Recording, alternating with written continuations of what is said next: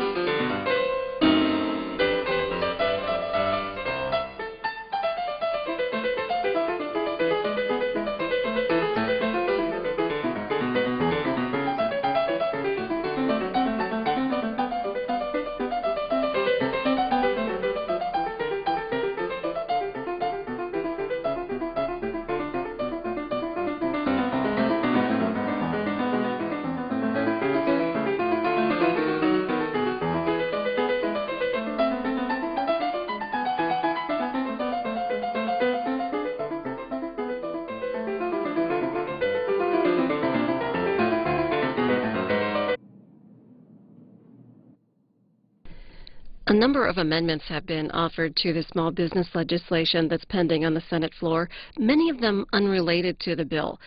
Senators may vote today on several amendments dealing with limits on EPA regulation of greenhouse gas emissions. The bill manager for the legislation says that she hopes the final vote on the bill can take place by the end of the week. A headline in Congressional Quarterly: House will pass its fiscal 2011 funding bill again to prod the Senate. The article goes on to read that the House will vote April 1st on a bill that essentially asks the Senate to reconsider the long-term fiscal 2011 spending bill that the House passed in February. The new bill would provide that the original Republican-backed measure would become law if the Senate fails to pass legislation that would fund the government for the rest of the fiscal year. It would also prevent lawmakers and President Obama from being paid for the duration of any government shutdown that lasts more than 24 hours.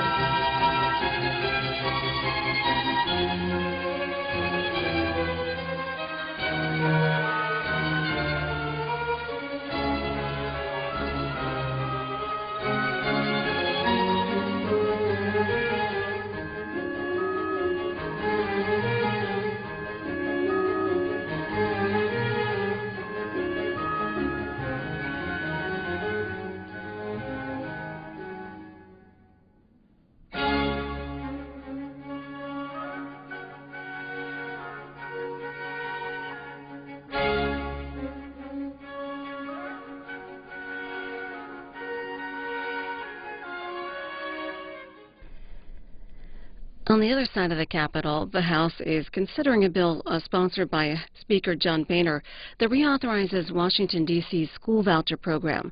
The House is debating amendments to that bill right now. A final vote is expected later this afternoon. Also in the House tomorrow, Congressman Dennis Kucinich is planning to offer an hour-long speech on U.S. action in Libya. In a press release, the congressman writes, quote, "We are in the midst of a foreign policy and constitutional crisis.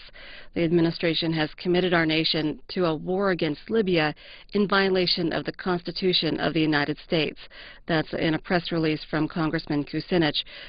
His hour-long speech on that expected tomorrow.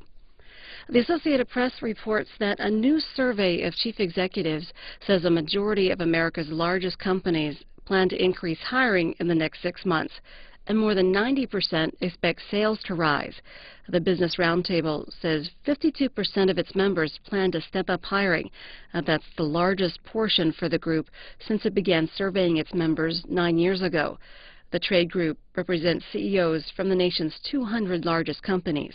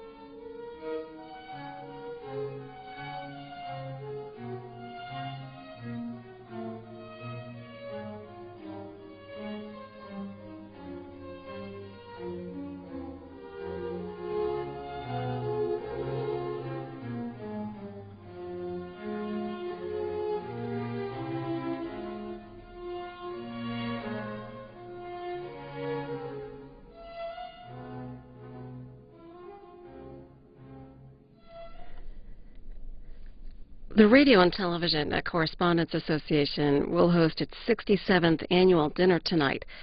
Senator Rand Paul of Kentucky and Representatives Anthony Weiner, Ben Quayle, and Cedric Richmond will also speak at the dinner. Daily Show correspondent Larry Wilmore will provide the entertainment. We're going to have that live for you, C-SPAN 3, tonight at 8:45 Eastern Time. The Food and Drug Administration is examining the link between dyes found in everyday foods and hyperactivity in children. The Associated Press writing that at a two-day meeting starting today, an FDA advisory committee will decide whether available data links the dyes and the disorder. The panel will recommend tomorrow whether the agency should further regulate the dyes, do more studies on the issue, require better labeling of the additives, or do nothing at all.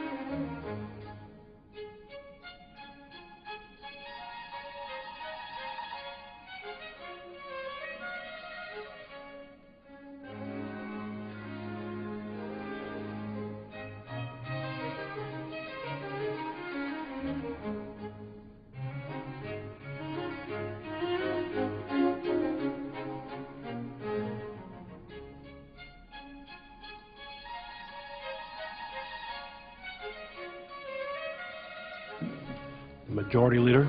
Senator, it's in a quorum call, is that correct? Yes, it is. Mr. President, I ask consent the call quorum be terminated. Without objection. For the benefit of all senators, we've been working in the last 24 hours or more, trying to work our way through the amendments to get to a vote on this most important bill that we're dealing with, the Small Business Innovation Bill, a bill that has already created thousands and thousands of jobs around the country, an extremely important bill. We need to reauthorize this. It's a relatively small amount of money, and it generates a lot of jobs. But we've been stuck. I think we've had a breakthrough that we can at least hopefully work toward conclusion of this extremely difficult matter. I've spoken to one senator who had a concern about an issue that has actually been held up. It's a Republican amendment held up by a Republican, not allowing us to have a vote on that. But I think we've worked our way through that. And now the floor staff is trying to come up with a consent agreement that would work toward having a vote to develop the will of the Senate on 1099, the tax reporting requirement. And also there are a number of amendments here that people wish to have votes on dealing with EPA standards. And I think we're at a place where we can perhaps set some votes up. Mr. President, with the difficulty of all the things we have today, including a briefing by the Secretary of State, Secretary of Defense, and the Chairman of the Joint Chiefs on Libya, I think realistically we won't have any votes this afternoon. Tomorrow morning we have the funeral in New York for Geraldine Ferraro. So we'll work very hard to set up a series of votes for tomorrow afternoon. But it could be a significant number of votes. It could be, I'm just trying to think here, it could be 10 votes or so tomorrow afternoon. And if it has to spill over into Friday, we'll have to do that. But at least I think that we can get the bulk of our work done tomorrow with a little bit of good fortune that we can work with a few problems we still have outstanding and move forward on Senator Landrieu's bill that she and Senator Snowe have worked so hard on. So I hope this lets senators know what we're doing. Even though it may seem like nothing, there's been a lot of work go into this. And it's fair to say that we'll have no more votes today. Try to get some set up for tomorrow afternoon. I would note to have some quorum, Mr. President. The clerk will call the roll. Mr. Akaka.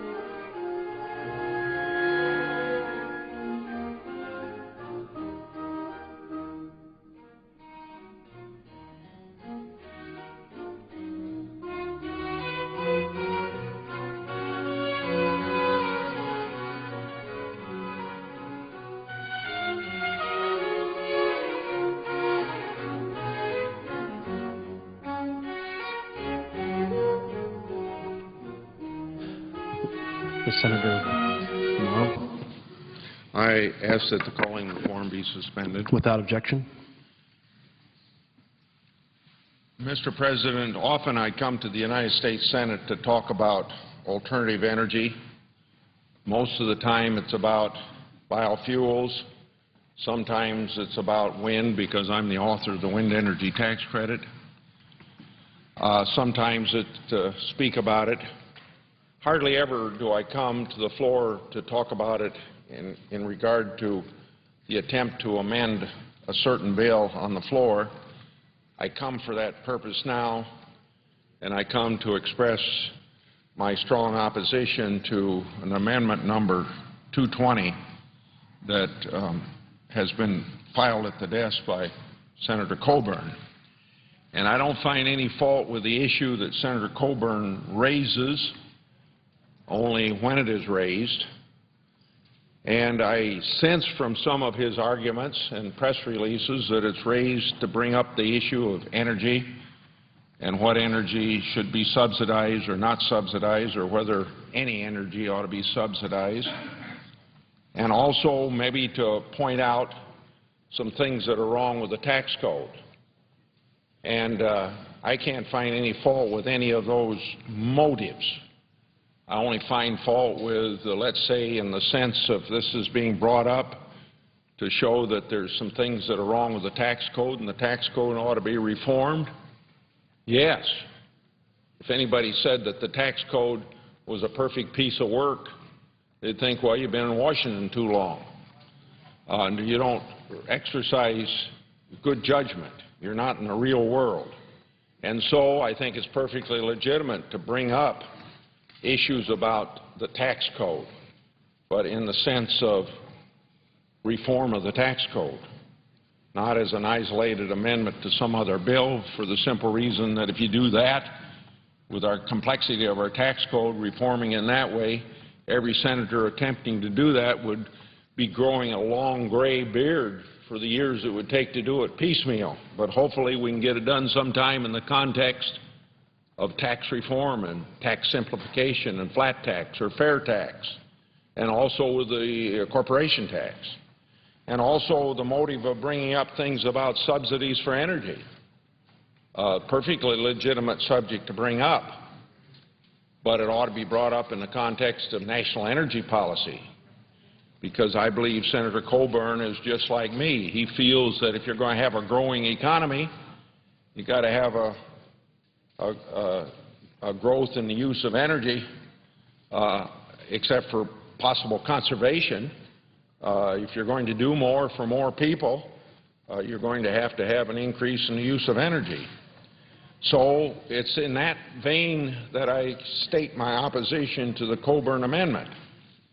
Senator Coburn's amendment would raise the tax on domestic energy production by repealing an incentive for the use of homegrown, renewable ethanol. I'm astonished that given our current situation, there are some who would prefer less domestic energy production.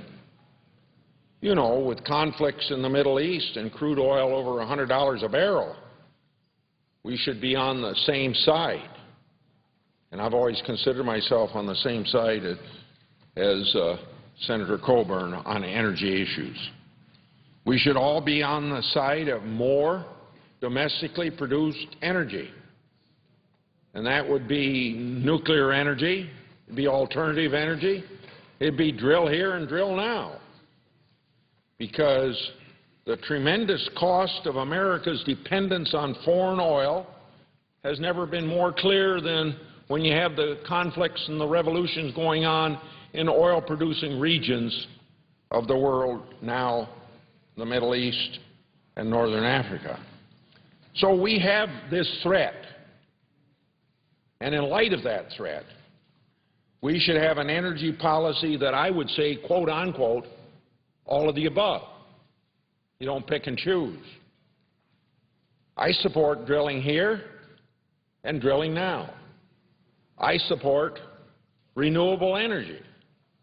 I support conservation, both what might be mandated by public policy as well as personal conservation.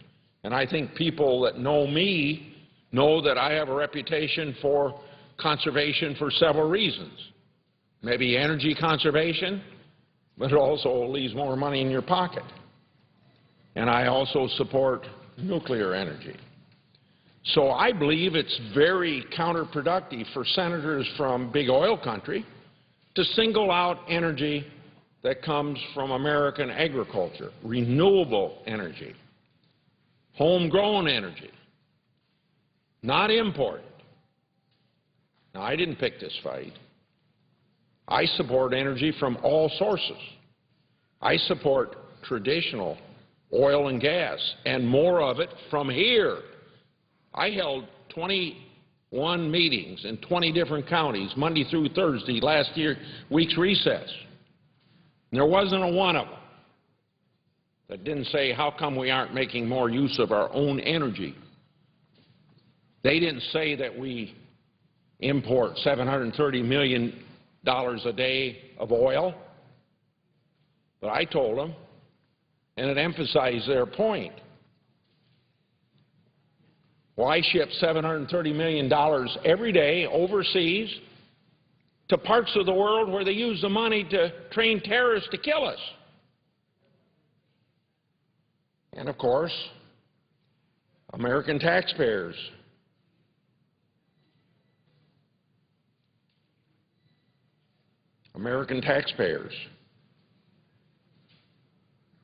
with tax incentives have been supporting oil and gas for over 100 years. So the attack on homegrown energy is really remarkable, isn't it? We shouldn't be fighting each other over domestic energy sources. We should be fighting OPEC and foreign dictators and oil sheiks that hold our economy hostage. And you see it right now because of the anxiety about what's going on in Libya.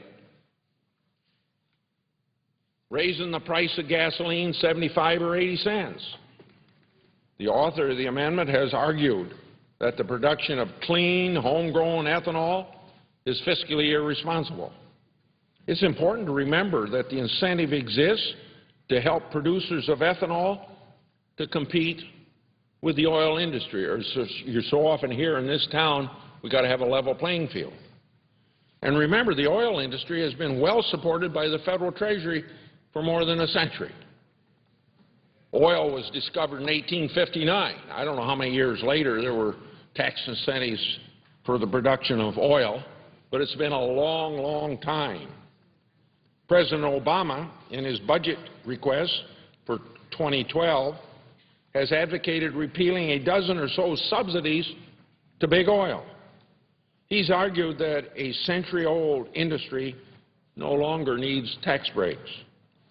With oil prices at $100 a barrel and record profits being made, some could certainly question why this industry needs any taxpayer subsidy at all. President Obama's proposal would repeal a $44 billion in oil and gas subsidies over a 10-year period of time. I would like to remind my colleagues of a debate that we had last summer on an amendment offered by the distinguished senator from Vermont, Senator Sanders. The amendment he offered would have, among other things, repealed about $35 billion of tax subsidies enjoyed by the oil and gas industry. Opponents of the Sanders amendment argued that repealing the oil and gas subsidies would reduce domestic energy production and drive up our dependence upon foreign oil. Well, we don't want to do that, do we? Now, opponents also argued that it would cost U.S. jobs. And we also argued that it would increase prices at the pump for consumers, something you don't want to do when you're in a recession. I tend to agree with these arguments in regard to the help that the Federal Treasury gives to oil companies. And all of my Republican colleagues and more than one-third of the Democrats did as well. But a repeal of the ethanol tax incentive is a tax increase as well that will surely be passed on to the American consumer. No different for ethanol in your gas tank than gasoline in your gas tank. If you take subsidies off of oil, it raises the price of gasoline. You take the incentives off of ethanol, it raises the price of ethanol. I know that removing incentives for oil and gas will have the same impact as removing incentives for ethanol. We'll get less domestically produced ethanol. It will cost U.S. jobs. It will increase our dependence upon foreign oil. It will increase the price at the pump for the American consumer. We're already dependent upon foreign sources for more than 60% of our oil needs. Why do my colleagues at this time want to increase our foreign energy dependence when we can produce it right here at home? Clean burning, environmentally good. So I'd like to ask my colleagues who voted against repealing oil and gas subsidies but support repealing incentives for renewable fuels, why do you have this inconsistency? Where are the amendments from fiscal conservatives and deficit hawks to repeal the oil and gas subsidies? The fact is, it's intellectually inconsistent to say that increasing taxes on ethanol is justified, but that it's irresponsible to do the very same thing on oil and gas production.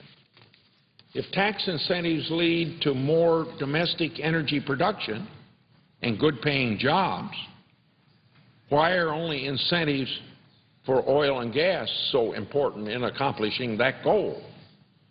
It's even more ridiculous to claim that the 30-year-old ethanol industry is mature and thus no longer needs the support of the taxpayers, while the century-old oil industry still receives $35 billion in taxpayers' support. Regardless, I don't believe that we should be raising taxes on any type of energy production or on any individual, particularly during a weak economy. The senator from Oklahoma insists that because the renewable fuel is required to be used, then somehow it doesn't need an incentive. But with oil prices at $100 a barrel, oil companies are doing everything they can to extract more oil from the ground. There isn't a mandate to use oil, but it has a 100-year monopoly on our transportation infrastructure, so essentially is a mandate. When there is little competition to oil, and it's enormously profitable, you'll see those reports next week, wouldn't the sponsor argue that the necessary incentives exist to produce it without additional taxpayer support, if you want to be consistent? Oil essentially does have a mandate, as I just said. The economics of oil production are clearly in favor of the producer, not the consumer. Why do they need taxpayer support?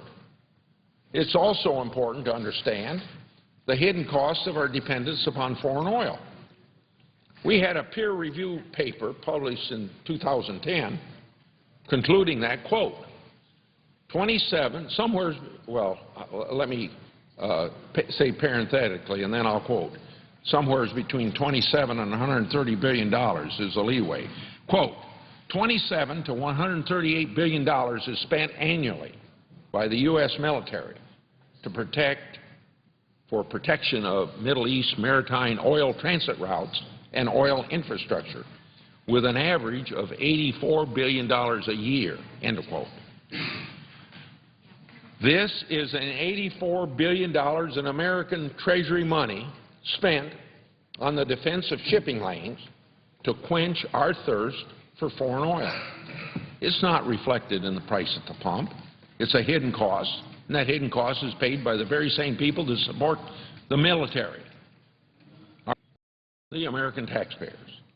Milton Heritage Foundation testified before Congress in 2006 on this very issue.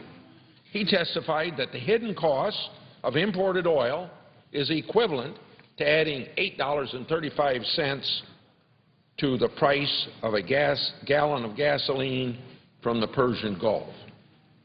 There is no hidden U.S. military cost attributed to homegrown ethanol. Do you understand that? You don't have to have the Navy of the United States keeping shipping lanes open for the ethanol that you burn in your car. No subsidy of $8.35 a gallon for ethanol, like there is for oil, according to the Heritage Foundation. So let's have a debate on ethanol. But let's debate it in the context of a comprehensive energy plan. This debate should include the subsidies for all energy production. You don't pick out one versus others. I mean, what's unique about the subsidy for ethanol, but you also have from grain biodiesel? When's that going to come up? You got a subsidy for wind energy. I know it because I got that legislated 18 years ago. Subsidy for solar, subsidy for biomass, subsidy for geothermal, subsidy for nuclear energy. Why just ethanol at this point? But I said at the beginning, the legitimacy of talking about energy subsidies, oil, alternative energy, nuclear energy, conservation, legitimate. But don't pick one out. What are you going to do about all the rest of them? You're going to take a subsidy a day, take wind tomorrow, take solar tomorrow, the next day? Well, there's a context to do this in. We all say we need a national energy policy. These things have to be discussed in the context of a national energy policy. Nearly every type of energy gets some market-distorting subsidy from the federal government. Now, you can say, well, that's not right. But do you want alternative energy or don't you want alternative energy? Do you want renewable energy or don't you want renewable energy? Do you think you'd have an ethanol industry today if there hadn't been a tax incentive a long time ago? No. What about all the people that say, well, we shouldn't be using corn or grain, a food product, for fuel? We ought to be eating it. Well, they say you ought to use corn stover, you ought to use wood chips, you ought to use switchgrass, other things that have cellulose in it, and get your ethanol from that. Well, you know what? I agree 100%. But how in the heck do you think you would ever get to producing ethanol out of corn, out of corn stover and wood chips and switchgrass, et cetera, if you hadn't had 30 years of engineering to make ethanol out of grain, which you didn't do very efficiently 30 years ago, but now you do much more efficiently today. And so you got to have the first generation for the second generation. Well, I say an honest energy policy and debate should include ethanol. It should include subsidies for oil, natural gas, nuclear, hydropower, wind, solar, biomass. How in the heck do you think that we would ever get hydropower in the West if the taxpayers hadn't paid for the Hoover Dam? So it's hypocritical to put our economic and national security at risk by targeting ethanol while disregarding the subsidies for all other energy sources. And do you know the debate about alternative energy is a debate about our national security? Because for this country, the number one responsibility of the federal government is our national defense. And just think how weak our national defense is when you got to depend upon oil coming from the volatile Middle East where there's revolution going on right now. Wouldn't it be better for it to be domestically produced? Why do you suppose the Defense Department right now, and even our whole aviation industry right now, is putting some money into research to develop alternative energies, including stuff that we call renewable, and even things that we don't know much about yet. Ethanol from algae is an example, because our military leaders know you shouldn't be dependent on. And just think of the retired generals and admirals that are out here speaking every day of why we need alternative energy and speaking very highly of ethanol. So I say it's hypocritical because it's got something to do with our national security, and we ought to take an oath to uphold, we do take an oath to uphold that Constitution, and the national security is our #1 responsibility because, you know, state governments and local governments, they can't protect you from foreign intervention, people that want to kill you. Only the federal government is qualified and has the power to do it, the constitutional power, but also to bring the resources together to get the job done. So repealing the ethanol tax incentive will raise taxes on producers, blenders, and ultimately consumers of renewable fuel. This amendment is a gas tax increase of over 5 cents a gallon at the pump. I just don't see the logic in arguing for a gas tax increase when we have so many Americans unemployed and underemployed and struggling just to barely make it from day to day. I know we all agree that we cannot and should not allow job-killing tax hikes during this time of economic recession, and more importantly, that recession is going to stay as long as there's some economic uncertainty. And debates like this, should we be importing more oil, lend themselves to that uncertainty.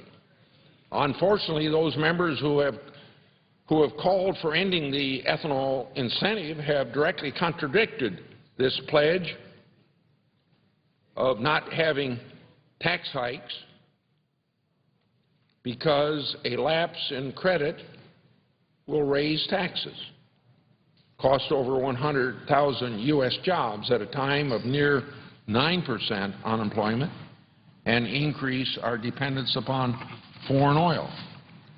There's a taxpayer watchdog group called Americans for Tax Reform. Consider repeal of this incentive to be a great big tax increase. Americans for Tax Reform, quote, repealing the ethanol credit is a corporate income tax increase. I agree. Now is not the time to impose a gas tax hike on the American people. Now is not the time to send pink slips to ethanol-related jobs. Ethanol currently accounts for 10% of our transportation fuel. A study concluded that the ethanol industry contributed $8 4/10 billion to the federal treasury in 2009, $3 4/10 billion more than the ethanol incentive. Today, the industry supports 400,000 U.S. jobs. That's why I support a homegrown renewable fuels industry.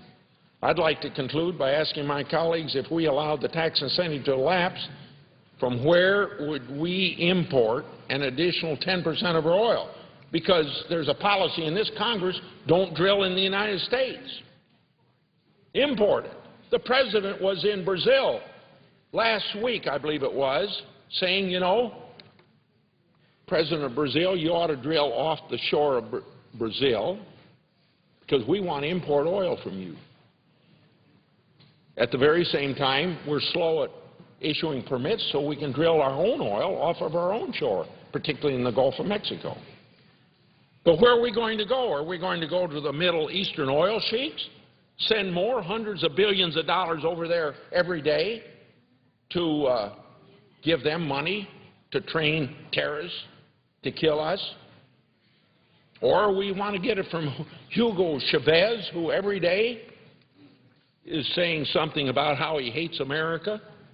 He's taking the position, the side of Gaddafi right this very day against the revolutionaries of that country, the very people we're trying to help bring a better life to those people there and stop genocide. I don't think we want to go to the Middle East for 10% more of our energy in our car or to Hugo Chavez. I'd prefer instead that we support renewable fuel, producers based right here at home rather than send our workers a pink slip. I'd prefer to decrease our dependence on Hugo Chavez, not increase that dependence on him. And I certainly don't support raising the tax on gasoline during this weak economy. Let me say something that I said at the beginning, and then I'm going to yield the floor.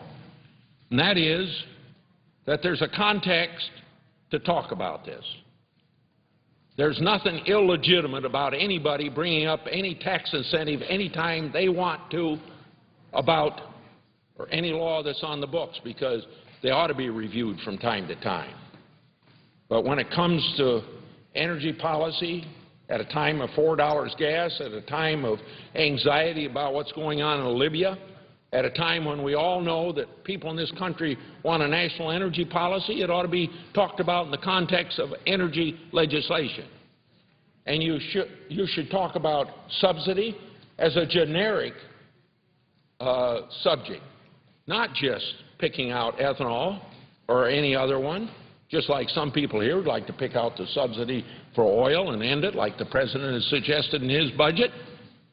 But we want to do it in the context of a national energy policy and a subsidy that's subsidy to oil, to all renewable energies, and there's a dozen of them, I'll bet, to conservation, and to nuclear energy.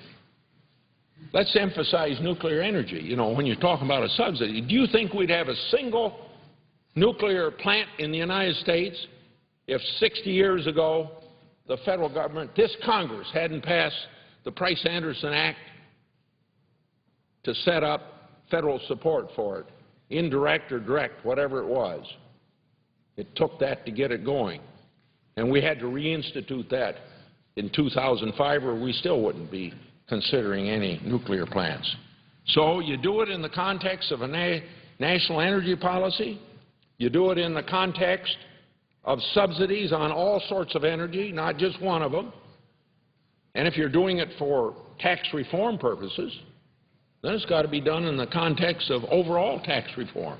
Because just like I said, you start on this little subsidy or this little tax incentive today and that little tax incentive tomorrow and that little tax incentive the next day, you'll be here till as long as Methuselah lived in order to get it all done. So I hope that there will be some consideration of this in a generic way, not in the specific way of this amendment. And that's why I don't support the amendment at this time. But I want people to know that I don't abhor the idea of talking about the ethanol tax credit or any other tax credit, but I want to talk about energy tax credits altogether. I yield the floor. Madam President. I'm sorry. From Kentucky.